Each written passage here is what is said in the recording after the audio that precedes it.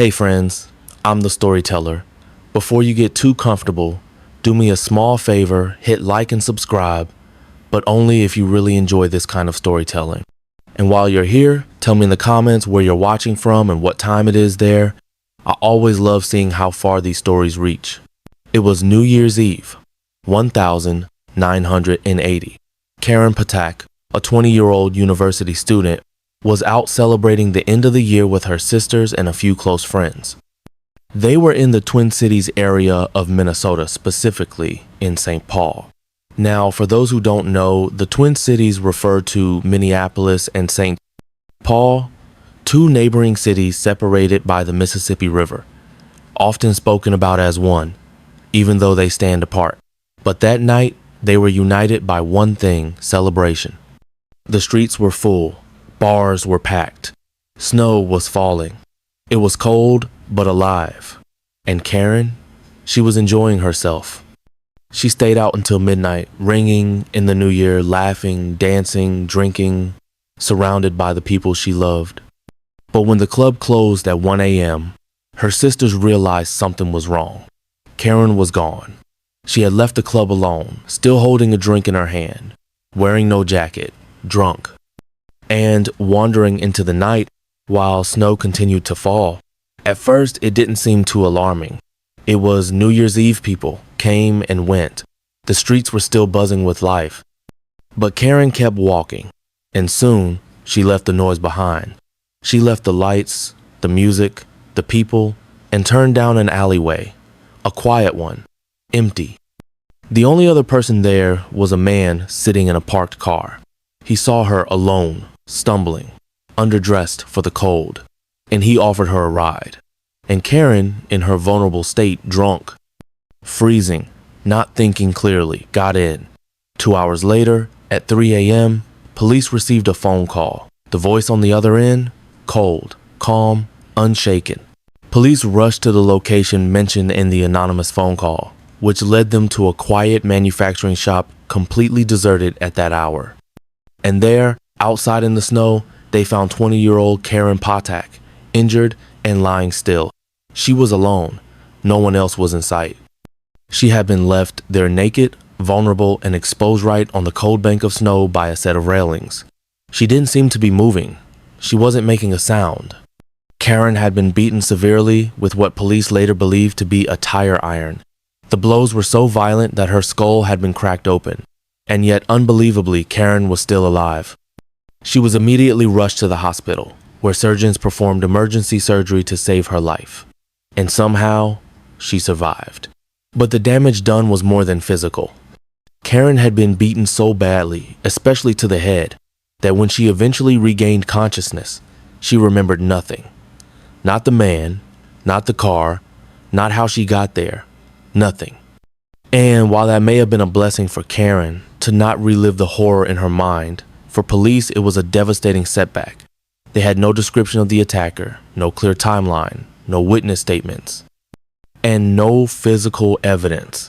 This was 1980.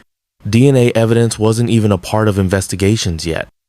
And the location where Karen had been attacked was so isolated, so detached from residential areas that there wasn't a single person around who might have seen something. No security cameras, no neighbors, no noise, just cold silence. And the man who called the police that night, his voice was shaking, nervous, like he was terrified of what he'd just done. There was a hint of panic, maybe even regret, hidden between each breath. He didn't give his name. He didn't stay on the line. He just said enough to lead them to Karen's body and then hung up. And after that, he disappeared. No one knew who he was. At the time, police thought maybe he was a witness, a passerby, maybe even the man in the car who had picked Karen up and felt guilty. But the truth would turn out to be much darker than that.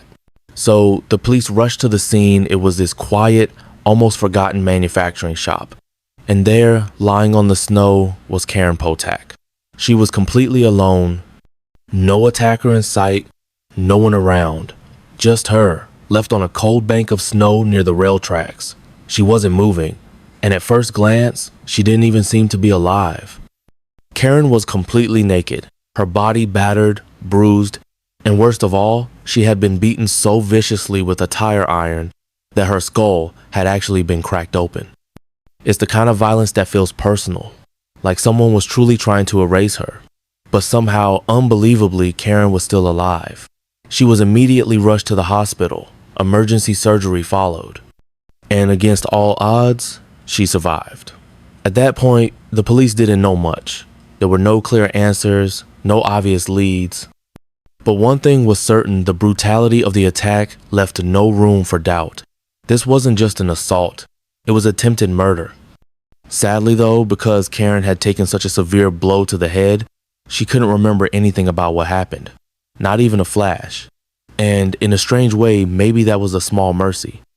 But it also meant the police had nothing to work with. She didn't know who did this. She didn't remember a face, a voice, a vehicle, nothing. And the scene? It gave them even less.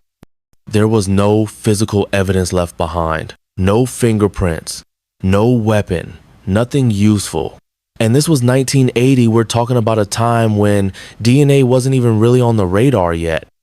The science just wasn't there. And to make things worse, the shop where it all happened was in a completely isolated area. No houses, no traffic, no witnesses, no one heard her scream. No one saw anything. So without any leads and with no suspect to chase, the case, just like so many others from that time, went cold. And it did so fast. Then, 5 months later on, the 3rd of June, 1981, the police got another disturbing phone call. But this time, the caller didn't give them any directions. No location, no clue where to look, just the voice and the horror it carried. At first, the police didn't really know what to do with it. This second caller wasn't immediately linked to the first one. I mean, it wasn't obvious. It would take a few hours before anyone would even consider connecting the dots and treating this call seriously. The voice sounded strange, and the things he said just seemed out there, too bizarre. So at first, the call was brushed off just another prank, they thought. That is, until a few hours later. A group of teenage boys had been walking through a wooded area near an unfinished freeway, just hanging out, not looking for trouble. And then they saw her, a young woman's body, lying face down in the grass. It was the body of 18-year-old Kimberly Compton. And just like the caller had said, she had been stabbed over and over again, 61 times, with what investigators believed was an ice pick. She had also been strangled with a shoelace, but that wasn't what killed her. The actual cause of death was blood loss from the countless stab wounds. Kimberly wasn't from St. Paul. She had just moved there from a small town in Wisconsin. She had just graduated high school. She was starting a new chapter in her life, hoping for something fresh, something different. But within hours of arriving in St. Paul, she was murdered. So, Kimberly had taken a Greyhound bus to St. Paul. She didn't really have a lot with her, just a couple of bags, which she put away in a locker at the station when she arrived. After that, she started to feel a little hungry. It had been a long trip, and right across the street from the bus terminal was this small, classic little spot called Mickey's Diner. So Kimberly walked over, stepped inside, and found a place to sit. She ordered some food and chose to eat alone. The place was pretty quiet only. A few others scattered throughout, mostly people keeping to themselves. But there was one man, sitting just a few booths away, also eating alone. He noticed Kimberly the moment she came in. He watched her for a while, then eventually stood up and made his way over to her booth. Just started a conversation, tried to be friendly. And maybe to Kimberly, it felt harmless. Just a stranger being kind in a new city. They got to talking, and quickly, the conversation shifted to how Kimberly had just arrived, how this was all new to her. And that's when the man made an offer. He said he could take her around, show her the city, give her a little tour. He'd drive. And Kimberly, she said yes. They finished their meals and walked out of the diner together. That was the last time anyone saw her alive. A few hours later, the police got that second phone call. This time, though, they managed to trace the call. It came from a payphone near a bar just a short walk from the diner and the bus station. But by the time officers got there, the caller was gone. No sign of anyone. No clues left behind. What made things even harder was that Kimberly's body had no form of ID on her. Since she had left all her belongings in that bus station locker, there was nothing at the scene to help identify her. For a while, she was just an unnamed girl, a victim with no name. But eventually, after her body was taken in for a post-mortem examination, a small key was found tucked into her pocket. It was the key to her locker. And when investigators went to the station and opened it, they found her bag sand inside, her identification. That's how they finally learned her name, Kimberly Compton. During Kimberly's post-mortem, the coroner found something small but significant. Just hours before her death, Kimberly had eaten beef and fries. At first glance, it didn't seem like much. But when you remember that Kimberly was brand new to St. Paul, she had only been in the city for a few hours, it became a huge clue. No one in town recognized her. No one knew her name, let alone where she'd been that day, until police started putting the pieces together. They realized that on the day of Kimberly's murder, the special at Mickey's Diner, the one right across from the bus station, had been barbecue beef and fries. That tiny detail suddenly became a turning point. Police went straight to the diner and spoke with the staff. They showed them Kimberly's photo, and yes, they remembered her. That's how they finally started to piece together her last known movement. They learned that Kimberly had come in alone, ordered a meal, and had been approached by a man sitting nearby. A stranger who struck up a conversation and then left with her. And just like that, it started to come together. It seemed more and more likely that this man, the one who noticed her, spoke to her, offered to drive her around, might have been her killer. But still, there was no hard evidence. Just like before, the killer left absolutely nothing behind. No DNA, no fingerprints, no trace. The waitresses at the diner had already told police everything they knew. And beyond that, there was nothing else to go on. It was beginning to feel like this case, just like Karen's, was going to go cold. But then, 2 days after Kimberly's murder, police made a bold decision. They released a phone call. This time, the police decided to take a different approach. They released the phone call, the one from Kimberly's casado, the media. Radio stations began playing it across the state, hoping someone out there might recognize the voice. Maybe a friend, a co-worker, a neighbor, anyone. And surprisingly, a lot of people did think they recognized it. Calls came flooding in. Everyone seemed convinced that the voice belonged to someone they knew. And just like that, police were suddenly given hundreds of names, one after another. Every single tip was logged. Every lead was followed, but none of them went anywhere. Weeks passed, then months. And eventually, both cases, Karen's and Kimberly's, went cold. No new information, no new suspects, no physical evidence, just silence, until something unexpected happened. 2 months after Kimberly's murder, still in 1981, a man named Alan Lopez killed his entire family. I know that alone is horrifying. He was later found by police, and there was a tense standoff. It wasn't violent, there were no gunshots or chaos, but officers surrounded the house, trying to figure out how to safely get him out.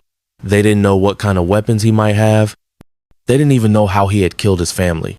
Could have been a gun, could have been something worse. Either way, they knew he was dangerous. So they waited outside, working on a plan, and that's when something strange happened. Alan Lopez shouted out from inside the house. He claimed he was the one who murdered Kimberly Compton. That one sentence changed everything. Eventually, police managed to arrest him. He was found guilty of the murders of his family and sent to a mental health facility. The plan was to give him a bit of time to let him settle into the new environment before going in to formally question him about Kimberly, but they never got the chance. Just days after arriving at the facility, Alan Lopez took his own life, and with him went whatever truth he might have carried. The police never got to ask him a single question about Kimberly's murder.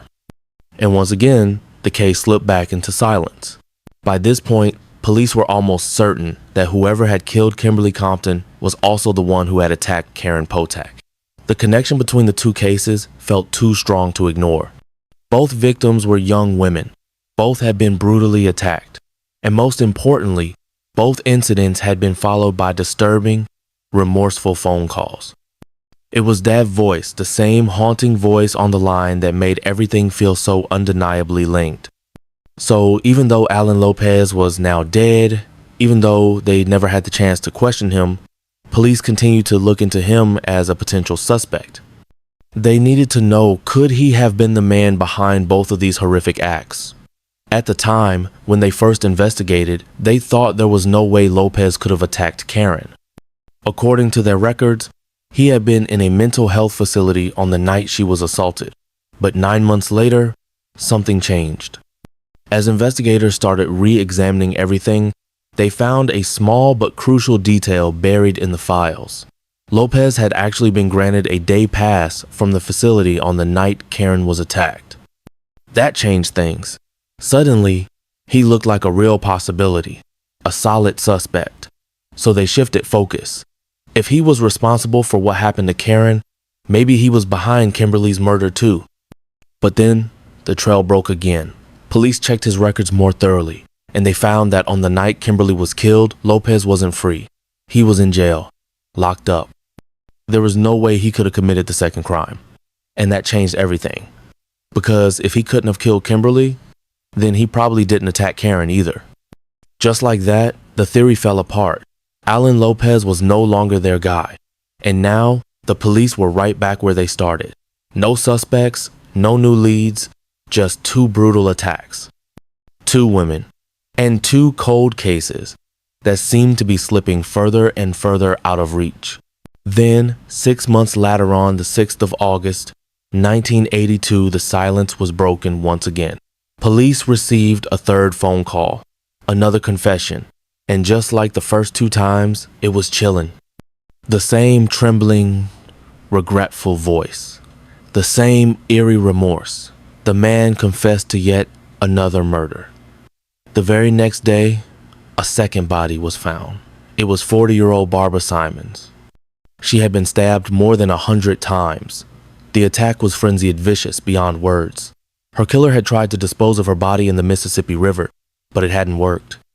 Her body had gotten caught in some weeds and brush along the bank, and that was how she was discovered.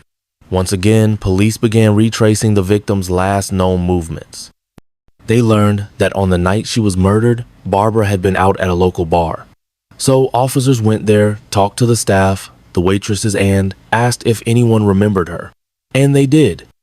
The waitresses recalled seeing Barbara that night, laughing, dancing, talking to a man. All night, the two of them were together. And toward the end of the evening, Barbara had walked up to one of the waitresses to order a drink. And that's when she made a comment that would haunt everyone later. She said, "I hope this guy is nice. He's giving me a ride home." Something about that stuck, the way she said it, as if maybe even Barbara herself had a bad feeling. Almost like she sensed something wasn't quite right, so she said it maybe so someone would remember, so someone would know who she was with. And that waitress did remember. She made sure to really look at the man Barbara left with. Later, police showed her over 100 mugshots men with prior convictions. She went through them all, one by one. And eventually, near the end of the stack, she stopped. She pointed to one photo. That was him. The man in the picture was 38-year-old Paul Michael Stefani. He had a prior conviction for aggravated assault, and he also had a documented history of mental illness, both in himself and within his family. Now, having mental illness doesn't make someone a killer. Of course it doesn't. But when you look at this case, when you think about the brutal murders followed by those tormented phone calls, the crying, the begging, the overwhelming remorse it paints a picture. It felt like the kind of internal chaos someone might experience during a psychotic break. Like there were two sides to this person. One who committed these horrific acts, and another who immediately snapped out of it, horrified by what they'd done. And then came one more detail that made everything even more disturbing. Years before Karen Potak was attacked, Stefani had actually worked at a manufacturing plant located right near the one where Karen was found, the same area. And that That meant he knew it well. He would have known how isolated it was. He would have known that no one would be around to hear anything, that there'd be no witnesses, that it was the kind of place someone could be hurt and left behind. So police decided to put Paul Michael Stefani under 24-hour secret surveillance. At this point, they had no hard evidence, nothing that could get them a solid arrest. But they had a gut feeling. And they were hoping that if they just watched him closely enough, maybe something would slip, maybe he'd reveal something. The very next day, the 21st of August, 1982, Stefani got into his car and started driving. Officers tailed him, keeping their distance. They followed for a while until they lost him. Whether Stefani knew he was being watched and intentionally shook the tail, or whether it was just pure chance, no one really knows. But either way, he was gone. Stefani drove to the red light district in Minneapolis, and there, he picked up a 19-year-old sex worker named Denise Williams. They talked, made a deal. Denise's usual rate was $100, but Stefani only had $40.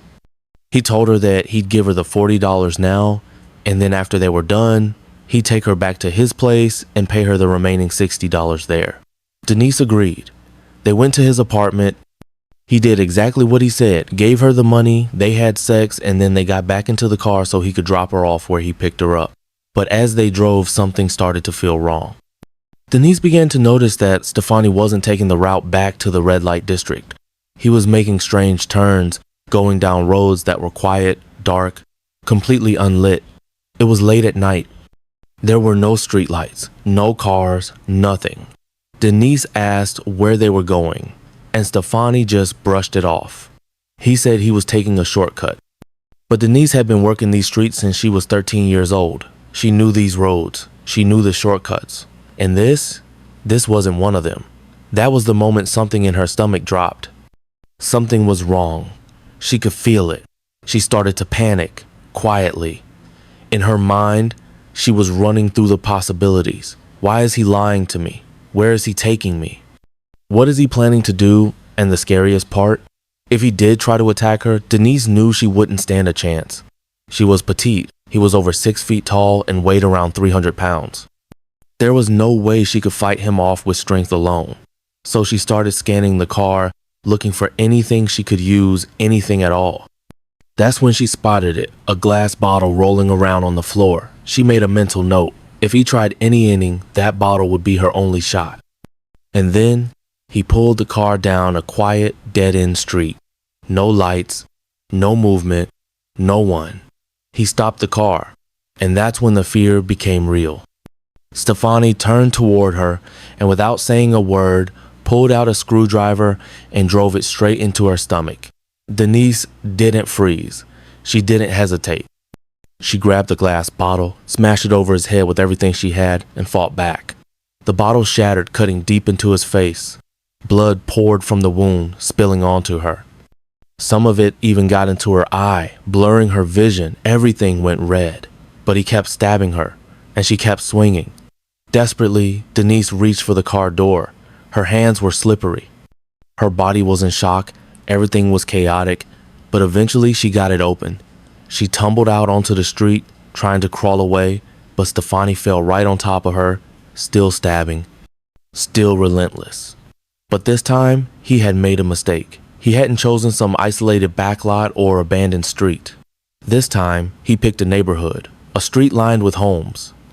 And one of those homes had its windows open. Inside, a man was sleeping. He woke up to the sound of screaming, Denise's voice piercing the night. Without a second thought, he ran outside to help. The man who heard the screaming, his name was Doug Pannon. Without hesitating, Doug ran outside and followed the sound. And what he saw was horrifying. A man crouched over a woman, stabbing her over and over again. Doug could actually hear the sound of the screwdriver hitting her sharp, sickening cracks as it struck bone. He didn't stop to think. He ran straight up to the attacker, grabbed him by the shoulders and shouted for him to stop. That's when the man turned. It was Stefani. He whipped around and lashed out at Doug with the same screwdriver, trying to stab him too. Doug didn't stick around. He sprinted back to his house and called the police. Meanwhile, out on the street, something shifted. Instead of continuing the attack, Stefani paused. Maybe he realized someone had seen his face. Maybe he knew the police would be there any second. Whatever it was, he made a decision. He jumped back into his car and sped away. Back on the pavement, Denise Williams was bleeding out. She had been stabbed 15 times in her head, her face, her neck, her chest. One of the wounds had punctured her liver. Another had pierced her lung. But somehow, she was still alive. She was rushed to the hospital. Emergency surgery began almost immediately, and against all odds, Denise survived. Then, just as officers were rushing to the scene and paramedics were working to keep Denise alive, the phone rang again. It was another call to the police, but this time it wasn't like the others.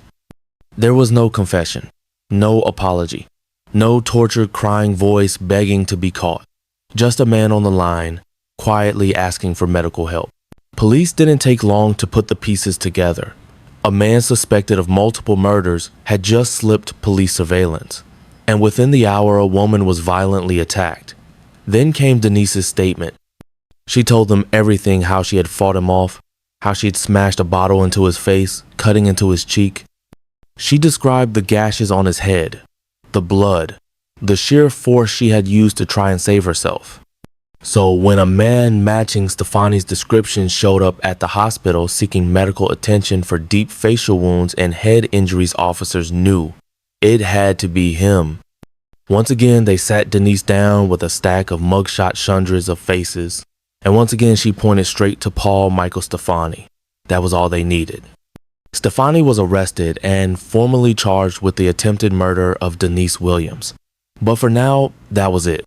They still didn't have the evidence to connect him to the other crimes, so they waited. Investigators began digging deeper. One officer, during questioning, decided to bring out a file, the Weepy-Voiced killer case file, and something shifted. The moment Stefani laid eyes on that file, the entire energy in the room changed. He looked at the officer in a way that's hard to describe, like he knew, like he understood exactly what this was about. There was this flicker of something behind his eyes, like guilt and rage and fear all tangled together. Then, suddenly, he snapped. He became agitated, restless, and defensive. And while he didn't say much, the only thing that came out of his mouth about those earlier killings was this: "You're not gonna pin those on me." That was it. Police, however, did move forward with one murder, charged the killing of 40-year-old Barbara Simons. That attack had taken place in Minneapolis, which meant it fell under their jurisdiction. They believed he had also attacked Karen Patak and murdered Kimberly Compton. But those crimes happened in St. Paul, and the two cities have separate legal systems, different jurisdictions. So now, it was up to St. Paul police to decide whether they would charge him for those or not. Right now, let's focus on what the police were building their case around the murder of Barbara Simons and the attempted murder of Denise Williams. With Stefani in custody, officers began preparing for trial. And one of the first things they turned to were the phone calls. The weepy, remorseful voice. The desperate confessions. The man was crying to police, begging them to catch him, to stop him. In each of those calls, there were detail-specific, intimate details about the victims, about where their bodies could be found, about how they died, information that had never been released to the public. In fact, in both cases, the bodies hadn't even been discovered yet when the calls were made, so there was no doubt in anyone's mind the caller had to be the killer. There was simply no other way he could have known those things. To strengthen their case, police brought in voice experts. They played the recordings, the emotional, trembling voice on the phone. Then they played tapes from Stefani's standard police interviews where he spoke in a normal tone. And the experts, they said the voices were strikingly similar, almost identical in rhythm, pitch, and tone. But still, they couldn't say it with absolute certainty. They couldn't conclusively confirm that the voice from the weepy phone calls and the voice in the interview belonged to the same man, and for a moment it felt like a door might be closing. During Paul Michael Stefani's trial, the courtroom grew silent as a tape was played. It was the Weepy-Voiced caller the voice that had haunted so many for so long. And this time, 3 people who knew him personally were called to the stand: his ex-wife, his sister, and his neighbor. Each of them was given a pair of headphones. Each asked to listen right there in the courtroom and say whether they believed the voice belonged to Stefani. One by one, they all said yes. But the most emotional response came from his sister. The moment the tape finished playing, she took off the headphones and just broke down. Through tears, she said quietly, "Yep, that's my brother." Despite all of this, despite the voice, the witness ID, the injuries, and the survivor testimony, Paul Michael Stefani pled not guilty to both the murder of Barbara Simons and the attempted murder of Denise Williams. But the jury saw through it. The evidence was simply too strong, too damning. The pain in the voices, the patterns, the blood. And so Stefani was found guilty on both counts and sentenced to 58 years in prison. As for the other attacks, the brutal assault of Karen Potak and the murder of Kimberly Compton, those were different. Like we said before, they happened in St. Paul, not Minneapolis. So it was up to St. Paul police to decide whether or not to bring charges for those cases. In the end, they didn't. And it's not because they thought he was innocent. They believed he was guilty. They were confident, honestly. But they also knew that Stefani was already going to spend the rest of his life behind bars. He wasn't going to walk free. He wasn't going to hurt anyone else. So they chose not to pursue charges for those earlier attacks. They said they didn't quite have enough solid evidence to make it stick. And sure, they could have put time, money, and resources into trying to build a case. But even then, there was no guarantee they'd find what they needed. Instead, they made the decision to focus those resources on other open cases on criminals still out on the streets. And I get it. I really do. From a practical point of view, it makes sense. Why spend limited resources chasing a conviction that won't change the outcome? But at the same time, it's heartbreaking. Because Karen Potak and Kimberly Compton never got justice denied officially. Their names were never attached to a verdict. Their pain was never acknowledged in a courtroom. And that feels unfair. It's one of those moments where the system does what it needs to do to function efficiently. But morally, it leaves something behind. And people will have different opinions about that. Some will say it was the right choice. Others will say the victims deserved more. Maybe they're both right. Then, in 1997, 12 years into his prison sentence, Paul Michael Stefani received a diagnosis that would change everything. He had terminal skin cancer. Doctors told him he had less than 2 years to live. He was dying. And not long after that diagnosis, Stefani made a request. He asked to speak with police from St. Paul. He didn't say why. There was no explanation, just the request. So, 2 detectives from St. Paul went to visit him in prison. They sat down across from him, not sure what to expect. And that's when Paul Michael Stefani began to talk. He confessed to everything.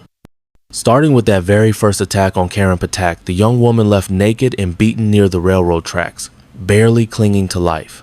He admitted it was him. Sitting in that prison interview room, Paul Michael Stefani began telling police what, for the most part, they already knew. He walked them through the attack on Karen Potak. The location, the violence, the way he left her broken in the snow. It was confirmation more than revelation. But this time, he gave context this version of the why. He spoke about how she had left the club that night, how she got into his car, details that lined up with what investigators had always suspected. Then came the second confession, Kimberly Compton. She was just 18, bright-eyed, new to the city. She hadn't even been in St. Paul for a full day. And now, after all those years, Stefani admitted it. He killed her. That night at Mickey's Diner, the drive, the lies, the 61 stab wounds, it was him. He was the man in the shadows, the voice on the phone. At last, it was all coming out. Stefani confessed to all 4 of the attacks linked to the Weepy-Voiced killer, 2 assaults, 2 murders, the voice, the violence, the overwhelming remorse. All of it was him, but he wasn't done. Because then, he confessed to one more. A 5th attack, another murder, one that no one had officially tied to him, one that had slipped between the cracks. A woman whose death hadn't been connected to the others until now. Her name was Kathleen Greening, a 33-year-old school teacher. And according to Stefani, she was his second kill. That meant she had died between Kimberly Compton and Barbara Simon's a hidden chapter in the timeline of his crimes. But what stood out the most was that Kathleen's murder was different. Very different. It was the 21st of July, 1982. Kathleen Greening had plans that morning. She and her friend, Carol Kellogg, were going to take a short trip together, just the two of them, a little getaway. Carol was supposed to come by Kathleen's house early, and from there, they'd set off. So Carol arrived, just like they'd planned. She walked up to the front door, knocked, and waited. But there was no answer, which was odd because she knew Kathleen was home. They had made the plan together. She was expecting her. This wasn't like her to go silent.